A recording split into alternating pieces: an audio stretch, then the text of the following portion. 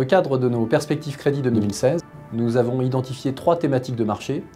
La première, c'est le déséquilibre entre l'offre et la demande sur le marché du crédit en euros, puisque nous prévoyons notamment 180 milliards d'euros d'offres primaires nettes des tombées sur l'ensemble du marché du crédit euro en 2016, contre moins 35 milliards d'euros en 2015.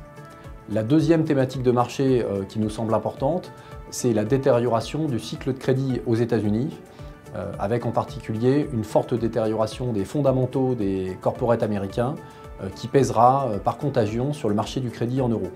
Et enfin, la dernière thématique, c'est celle des marchés émergents, puisque nous prévoyons une recrudescence des taux de défaut dans le monde émergent pour 2016, avec des risques spécifiques sur la zone LATAM. En termes d'allocation crédit pour 2016, nous surpondérons certains segments high beta, tels que les dettes AT1 bancaires et les dettes subordonnées assurance, pour lesquels les spreads intègrent déjà un scénario macroéconomique et microéconomique difficile.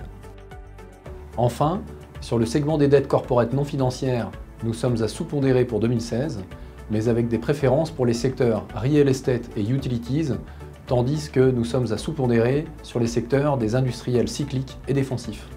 Nous surpondérons également pour 2016 les obligations sécurisées et les agences et supranationaux en raison de l'absence d'exposition aux risques émergents et aux risques matières premières.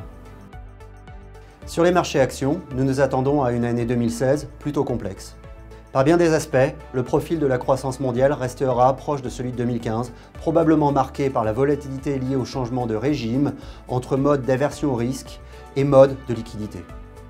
Notre objectif de CAC 40 est de 5400 points en fin d'année.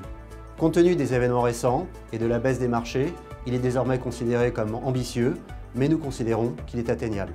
Dans ce contexte, nous anticipons un retour au premier plan des considérations fondamentales pour les actions, à savoir le niveau de croissance des BPA.